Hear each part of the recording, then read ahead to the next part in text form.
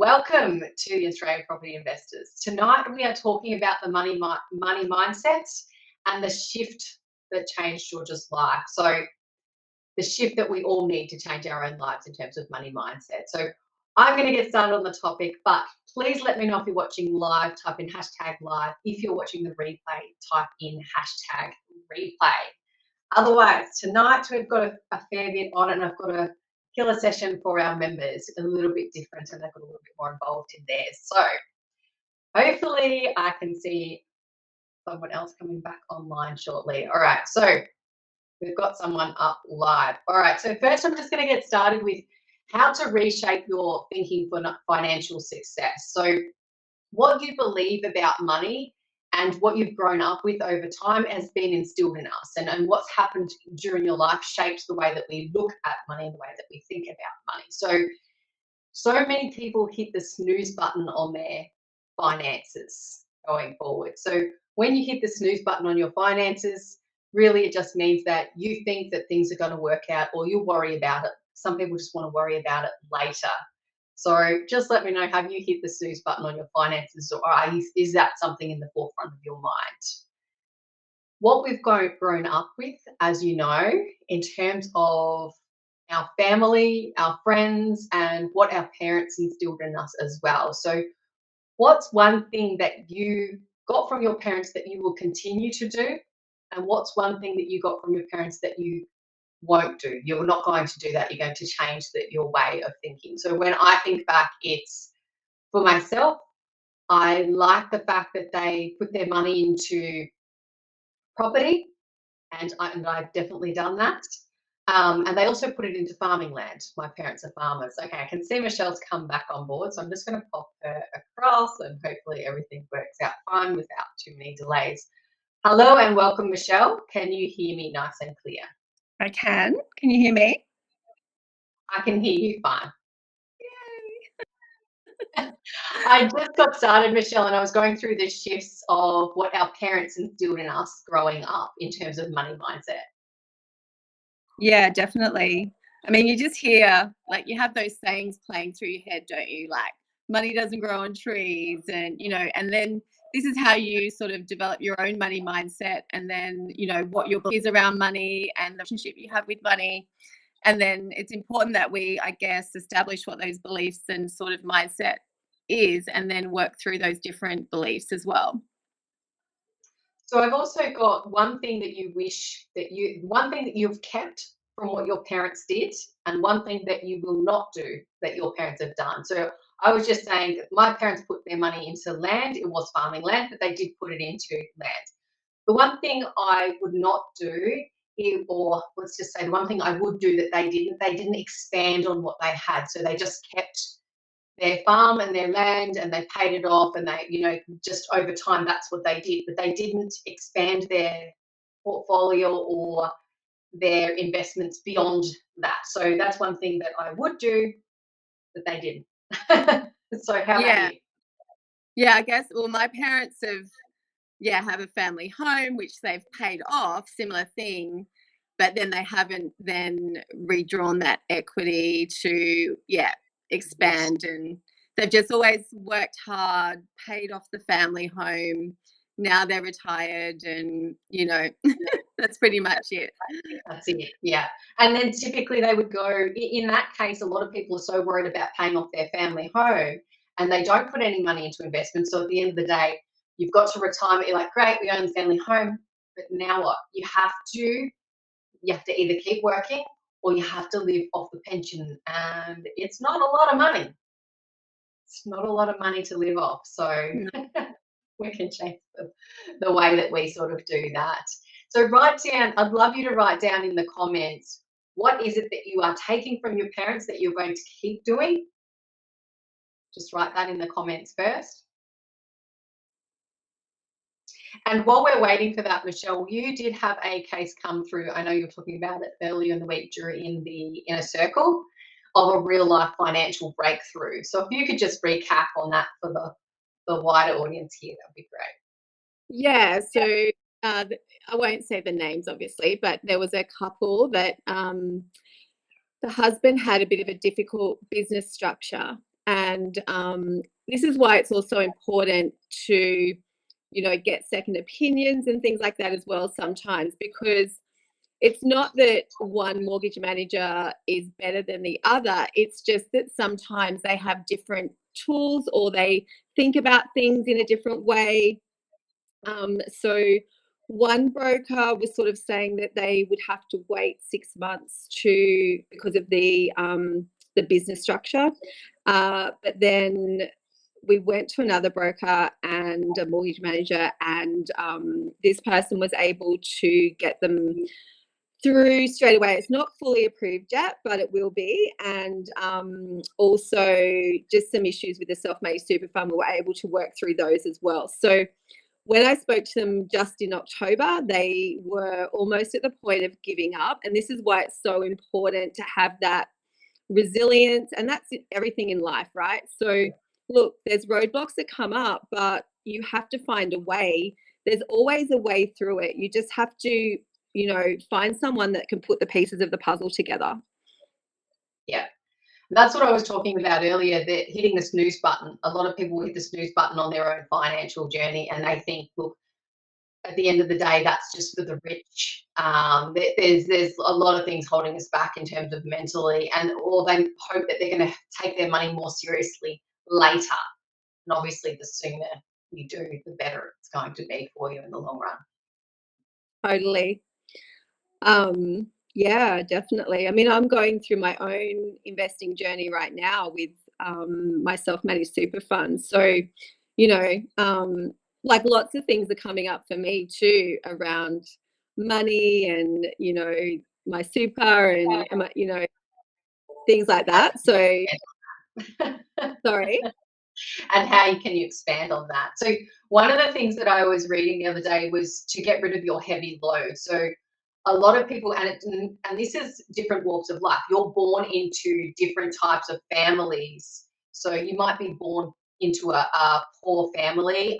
I know that George's family was very similar to this, and look where George is today. But that heavy load that you're carrying around as, oh, but I'm a single parent, or but this, or but that, or whatever it is. Or you are carrying around the load of guilt, which is, I broke a promise. The promise was I was going to stick to a budget with myself and my partner. I did not stick to that budget. So now you put that on your back as well. And it gets heavier and heavier and heavier.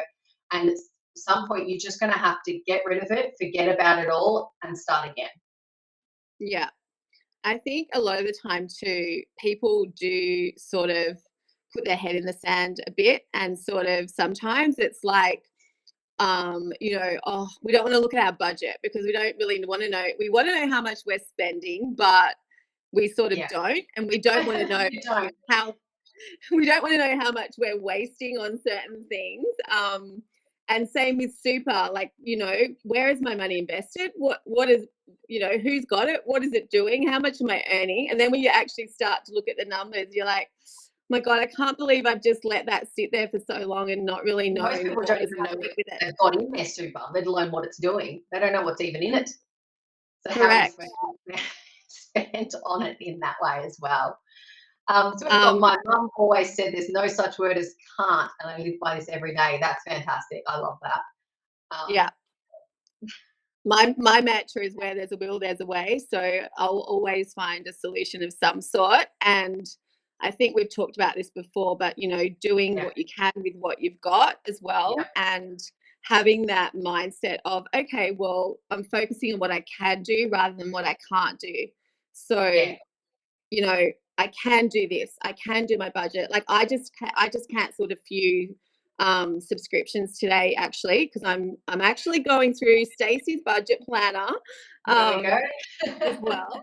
And so I cancelled Foxtel because I'm like, what do I need Foxtel for? I Oh, actually and don't need it. you know what? I was talking about some subscriptions to competitions. You're so set on getting that one lucky win, and it's such a small chance that you're going to get that you'll spend $20 on this LMCT. You'll spend $20 on Tats Lotto. You'll spend $20 every month, and it adds up. It can be $200 a month simply on a chance to get ahead. And you Mm, know how small that chance is? Yes, you've got to be in something, but maybe cut it down to one. not 10. Yeah. But even, even going through the process of ringing all of your suppliers, ring your mobile phone provider, am I on the best plan? Ring your electricity provider, your gas provider, like Yeah, just go through the exercise, you can save have a a look lot. at your healthcare package, like your health insurance, because I know I've got things on there which I don't actually need now. Like, Yeah, I needed certain things when I was, trying to have a baby and things like that, but that's like 10 years ago. Do you know what I mean? And so yeah. I haven't I I'll haven't tell you a looked at it, and secret. I haven't. I don't even have Yeah. health insurance. I don't even have health insurance. I probably you should have some, but I do not. Or you just save for it and you pay for it when it comes. It's your choice. Yeah, that's right. Um, But there's so I I did know have there's some. things on there that I don't need. Yeah, of course. Now there was some tips that we had going forward. So one of the tips is read some books. Read. It's really important to read because reading can really, or listen to an audio book or whatever it is. But a couple of books that I've just got here, and you've probably got a few more, Michelle, but I wrote them down. So The Total Money Makeover by Dave Ramsey would be one of them, and The Seven Habits of the Highly Effective People by Steve Covey. So there are a couple of books. I've read The Total Money Makeover. The other one's highly recommended too. Do you have a couple, Mm. Michelle? I mean, we of course can't go past Rich Dad, Poor Dad. Yeah. But I don't know, like hopefully everyone's seen the four quadrants of, being an employee, being self-employed, being a business owner, and and then investing. So, if you don't understand those four quadrants, then make sure you understand that as a bare minimum, because that just puts a whole new perspective on things. Because even if Yeah. you're self-employed, right, you're still exchanging time for money, and you're a slave to the business, then that's not ideal either. So Exactly. you want to either have a business or other investments that are working for you when you're not having to do anything, so creating that passive income, right? Absolutely. And look, to be honest, a monthly, if you go over and you're a couple, let's say, or even a single, go over your budget monthly, I would recommend, because if you're doing it on a regular basis, it gets you into the habit of putting your focus in that area because it's quite easy to let things build and slide in that case. So if you do a monthly plan and you sit down and it would be good if you set a date, so the same date every month, where you sit down for 1 hour, have dinner, have a drink, and just have a look at your budget and how you can make it better. So if your main goal is, hey, I need to save for a deposit for a house, that's going to be, let's say, $100,000 seems so far away, but it starts with $10 a week can turn into 15 to 20 to 30, and you can slowly build it up. So one of the big things is to do rollovers. So what you'll do is write a list down of every single debt that you have, from $10 debts all the way through to 200, $500,000 debts, whatever it is. In order. Actually, leave your property out of it. Just do everything else. When you do your first debt, knuckle down, pay the minimum off everything else, and focus on the smallest debt first, because those small wins really create that positivity in your mind. So once you've knocked your first one off, you'll roll the debt from that one, roll the money that you were paying into that one into the second one. Then once the second one's paid off, you'll roll the money that you were paying into that one, which will be more, into the third debt, and you'll just keep stacking down just like that. So it's a rollover effect. Yeah. Yeah. And dream about retirement.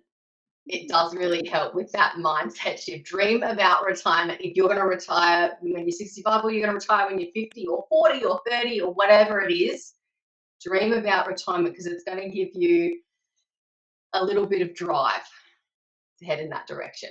And Yeah. believe that success is possible. It is possible to be successful in that area. If you believe that it's so far out of reach that you're not willing to try, you're never going to get there. And understanding your beliefs as Yeah. well. So I know, Michelle, you talked about that one. Yeah, and but I'll just before I go into that, like the thing is, we want to obviously be reducing our expenses, reducing our debt, and increasing our income. So if we can do both at the same time, like honestly, you know, with time management, people feel like they don't have a Oh, it's just me again. I think she was going along the lines of people feel like they don't have enough time to put it into their budget. That rollover effect that I was talking about, we want to do that all the way down to we have no other debts except for property debt. And once we have, just going to put that back on.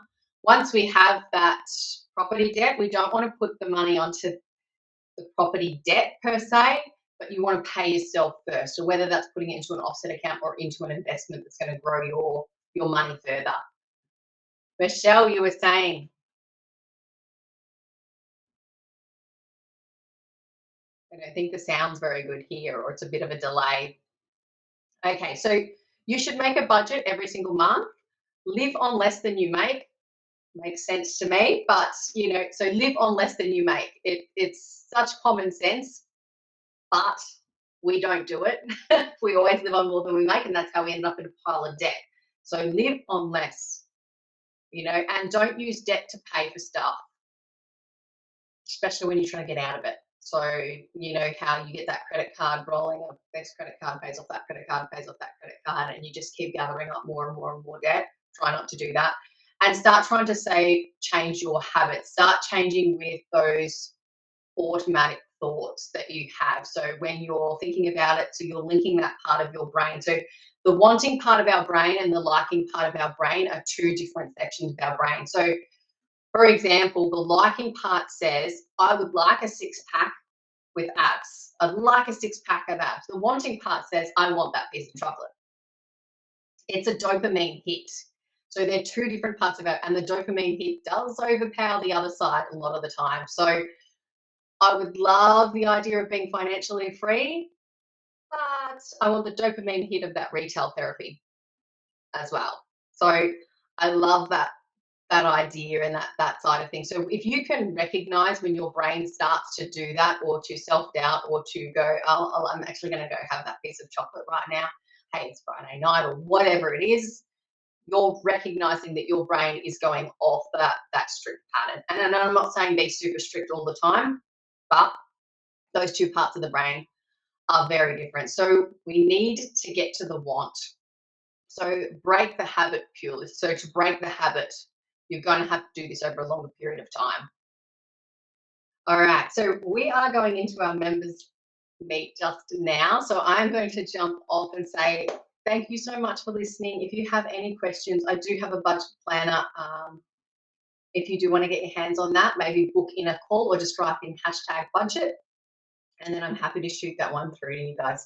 You'll just have to press make a copy on that one. But yeah, let's see how you go. Otherwise, there's plenty of budget planners online. You can make your own, a simple spreadsheet with a budget planner. Start with the big ones and the basics, and then go from there. Your incomings and your outgoings. All right. I'm going to love you and leave you now. Have a fantastic night, and thank you so much for watching.